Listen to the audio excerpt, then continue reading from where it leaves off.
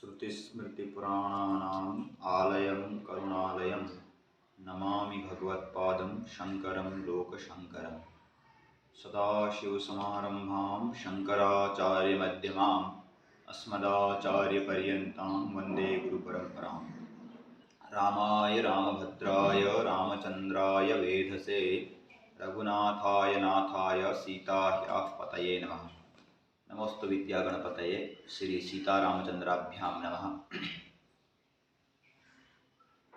मेरे दोस्तों, हमारा देश भारतवर्ष या तो कृषि प्रधान है या ऋषि प्रधान है। ऋषि प्रधान इस भारतवर्ष में सप्तपुरियां हुई अयोध्या, मथुरा, माया, काशी, कांची, अवंतिका, पुरी, द्वारावती चैव सप्तैते मोक्षदायिनः। इन सप्तपुरियों में अयोध्या नाम की एक पुरी हुई, जिस अयोध्यापुरी में परमेश्वर नारायण के सप्तम अवतार मर्यादा पुरुषोत्तम भगवान श्री राम का जन्म हुआ। और वो अयोध्यापुरी कैसी पुरी है, इसका सुंदर चित्रण कुमारदास जी जानकी हरणम में करते हैं कि आसीत अवन्याम अतिभोग भारात दिवोवतीर्णा नगरीव दिव्या क्षत्रा नलस्था न समी समृद्ध्या पुराम अयोध्येति पुरी परार्ध्या।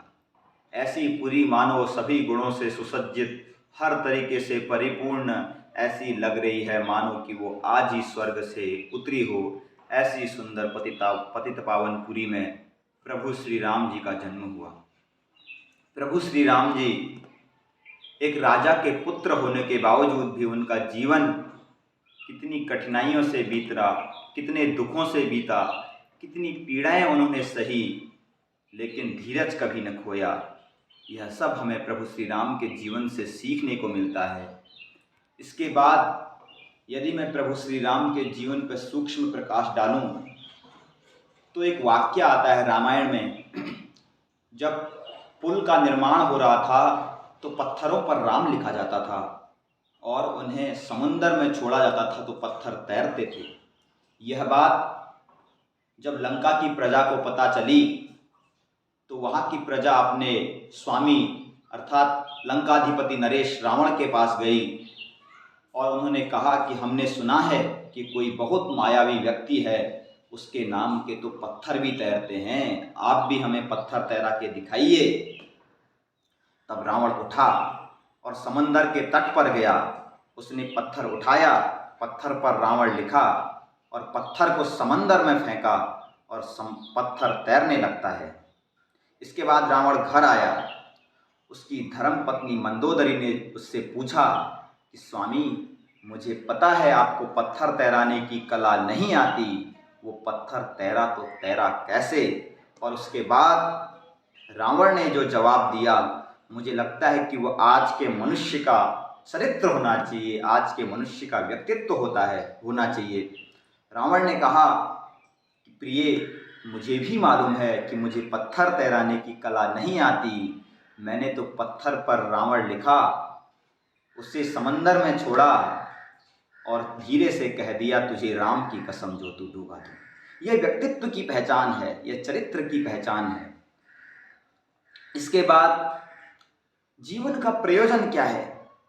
आज लोग पाश्चात्य शिक्षा को ग्रहण करते हैं, हमें उनसे कोई ऐतराज नहीं, पाश्चात्य शिक्षा भी जरूरी है, लेकिन पाश्चात्य शिक्षा के साथ प्राचीन शिक्षा की भी बहुत आवश्यकता है, क्योंकि व्यक्ति धीरे धीरे अपनी चीज़ों को भूलता जा रहा है और एक नई सभ्यता की ओर, पश्चिमी सभ्यता की ओर बढ़ रहा है।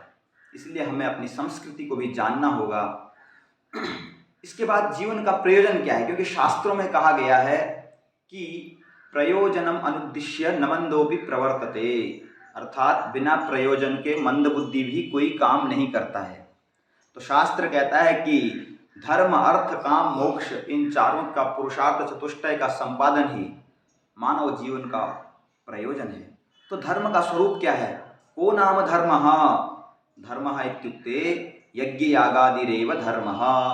यह भी मनुष्य का एक प्रयोजन है। द्वितीय में आता है अर्थः। जीवन को यापन करने के लिए धन का संचय करना भी मनुष्य के जीवन का प्रयोजन है। कामः, अपने वंश को बढ़ाना भी मनुष्य का परम कर्तव्य है। चतुर्थ में आता है मोक्षः, अंतिम और चतुर्थ प्रयोजन जीवन का है मोक्ष। मोक्ष का स्वरूप क्या है? तो बोलते हैं कि जन्म संसार, जन्म मृत्यु के मरण से अलग हो जाना ही मोक्ष है। तो आप सब प्रभु श्री राम के जीवन से हम सबको कुछ सीखना चाहिए, यही आशा करते हुए आप सबके चरणों में कोटि कोटि प्रणाम करते हुए अपनी वाणी को विराम देता हूँ। जय श्री राम।